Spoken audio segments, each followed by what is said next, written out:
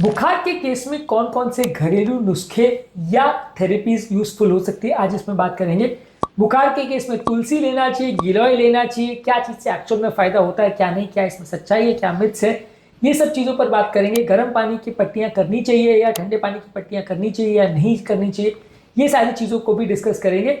बुखार के केस में कुछ मिथ्स और फैक्ट्स पर आज हम बात करने का प्रयास करेंगे। कुछ थेरेपीज जो आप घर पर यूज कर सकते हैं वो वाकई में यूजफुल है या नहीं फीवर के मैनेजमेंट में, आज का टॉपिक ऑफ डिस्कशन यही है। टॉपिक पर जाने से पहले जो लोग हमारे चैनल पर नए हैं मैं रिक्वेस्ट करूंगा कि चैनल को सब्सक्राइब करें। हमारे चैनल का मिशन है कि लोगों को हेल्थ एजुकेशन द्वारा हेल्दी बनाने के लिए प्रेरित करना, और इस मिशन में आप हमारे सहभागी बन सकते हैं। चैनल को सब्सक्राइब करके, वीडियोस को लाइक करके, फ्रेंड्स और साथ शेयर करके। इस टॉपिक के दौरान हमारी ओपीडी की कुछ इंटरेस्टिंग स्टोरीज आपको बताऊंगा, कुछ पेशेंट के एक्सपीरियंस पॉइंट्स और हमारे इस मामले में क्या फाइनल वर्डिक्ट है ये आपको बताऊंगा, कुछ साइंटिफिक फैक्ट्स आपको बताऊंगा, इंटरनेशनल स्टडीज बताऊंगा जो आपको ज्ञान भी देंगे और हैरान भी करेंगे। तो टॉपिक पे मेरे साथ एंड तक बने रहिएगा। चलिए शुरू करते हैं।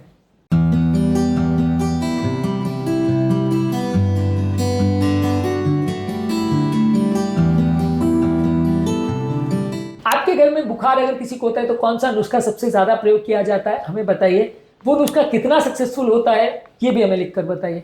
बुखार अगर किसी व्यक्ति को होता है तो आप अगर गीले पानी की पट्टियां करते हो तो ये खाली टेम्पररी सूदिंग के लिए होता है, ये बुखार में आपका इलाज नहीं है, ये बुखार को ठीक करने के लिए ट्रीटमेंट नहीं है। बस ये कि आपके टेम्परेचर को बॉडी के कम करता है ताकि हाई टेम्परेचर की वजह से जो प्रॉब्लम हो रही है वो आपको कम हो जाए, लेकिन ये बीमारी का ट्रीटमेंट नहीं है। गीले पानी की पट्टियां करने से आपका ब्रेन पर चढ़ने वाला कुछ टेम्परेचर कम हो सकता है, ब्रेन पर पड़ने वाला कुछ प्रेशर कम हो सकता है, लेकिन ये क्योर नहीं है। तो गीले पानी की पट्टियां हर केस में करने से बहुत फायदा हो ऐसा जरूरी नहीं है।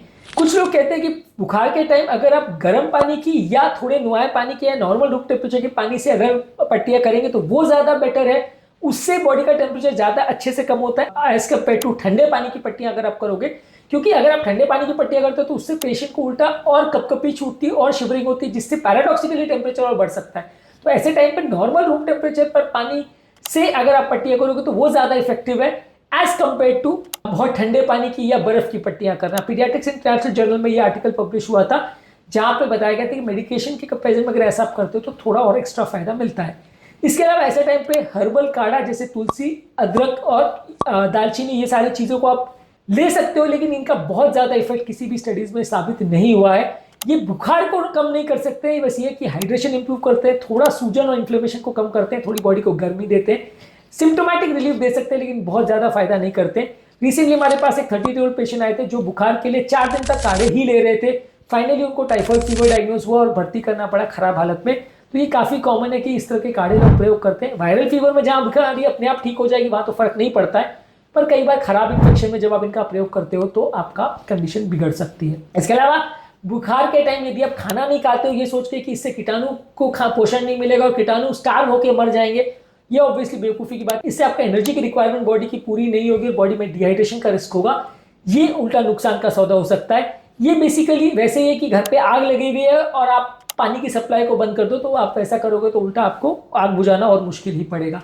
2015 में क्लिनिकल न्यूट्रिशन में एक आर्टिकल पब्लिश हुआ था कि बुखार के टाइम इम्यूनिटी को इंप्रूव करने के लिए आपको उल्टा ज्यादा कैलोरी चाहिए, कम कैलोरी करने से इम्यूनिटी कम होती है, रिस्पॉन्स स्लो मिलता है। इसके अलावा स्टीम और हॉट वेपर लेने से कंजेशन को कम करने में कुछ हद तक मदद मिलती है। ये नेजल पैसेज को क्लियर करने में मदद करता है, लेकिन डायरेक्टली ये फीवर का इलाज नहीं है। अगर किसी को प्रॉब्लम है तो आप स्टीम इनहेलेशन कर सकते हो, कुछ हद तक कंजेशन में फायदा करता है, लेकिन सावधानी पूर्वक करिए। रिसेंटली हमारे पास एक 5 साल का बच्चा आया था जहां बच्चे को ओवर स्टीम थेरेपी देने से स्टीम की वजह से बर्न्स डेवलप हो गए थे वायरल फीवर में, जहां इसका वैसे भी बहुत ज्यादा रोल नहीं था। ये सारी चीजों को भी अंडर सुपरविजन करना चाहिए और ये सिर्फ कंजेशन को रिलीव करते हैं, ये रिलीफ आपको देते हैं लेकिन बुखार को ठीक नहीं करते हैं। इसके अलावा आप कई बार ये फॉलो करते हैं कि बच्चों के हाथ पांव पे या लोगों की छाती पे गार्लिक यानी लहसुन का पेस्ट लगा देते हैं, खासकर गाँव में अक्सर इस तरह की चीजें होती है। इससे भी कोई डॉक्यूमेंटेड बेनिफिट नहीं मिलता है। 2011 में एक आर्टिकल पब्लिश हुआ था जर्नल ऑफ क्लिनिकल डर्मेटोलॉजी में, जहां पे बताया गया था कि इस तरह का पेस्ट से बच्चों को उल्टा केमिकल बर्न्स हो गए थे जहां पर इस तरह का पेस्ट बच्चों को लगाया गया था। रिसेंटली पीडियाट्रिशियन के पास भी एक पेशेंट ऐसा आया था जिसको इस तरह का पेस्ट लगाया गया था, जिसकी वजह से अननेसेसरी बच्चे को पाँव में अल्सर डेवलप हो गए थे और अननेसेसरी पेन हुआ था, जहां पे बुखार से ज्यादा इसके इलाज अलग से करना पड़ा था। इसके अलावा बुखार के टाइम स्नान नहीं करना ये भी अपने आप में एक मिथ है, एक भ्रांति है। कई बार लोग बुखार के टाइम स्नान नहीं करते, लोगों को ऐसा लगता है ठंडे पानी के एक्सपोजर से आपका उल्टा बुखार बढ़ जाएगा। वैसा नहीं करना चाहिए। अगर आपका गाड़ी का इंजन अगर गर्म है तो वहां पे कूलिंग करने से उल्टा मदद मिलेगी, कूलिंग करने से सिस्टम खराब नहीं हो जाएगा। बुखार के टाइम अगर नॉर्मल या नुआए पानी से आप स्नान करोगे तो उससे आपको फायदा ही होगा, स्नान बंद करने से कोई फायदा एक्स्ट्रा नहीं मिलेगा। इसके अलावा बुखार के टाइम सिर्फ खिचड़ी या दलिया ही खाना चाहिए। ये कुछ हद तक ट्रू है क्योंकि खिचड़ी को डाइजेस्ट करना इजी रहता है, पर डेफिनेटली खाने की वैरायटी कम करने से पोषण भी कम हो जाता है, तो अलग अलग वैरायटी के खाद्य पदार्थ देने से ज्यादा फायदा मिलता है। American journal of clinical nutrition में 2007 में एक आर्टिकल पब्लिश हुआ था जहां बताया गया था बुखार के टाइम प्रोटीन और एनर्जी के सप्लीमेंट्स देने से पेशेंट का बुखार जल्दी ठीक होता है, रादर देन आप अगर सिर्फ खिचड़ी दोगे, प्रोटीन नहीं दोगे तो फायदा नहीं होगा। इसके अलावा आप बच्चों के आर्म पिट्स में या बच्चों के हाथ पांव में प्याज के लोग काट के रख देते हैं, लोगों को लगता है इससे भी बुखार ठीक हो सकता है। डेफिनेटली ये कोई साइंटिफिक फैक्ट नहीं है, मिथ है, इससे कोई बहुत ज्यादा फायदा नहीं होगा।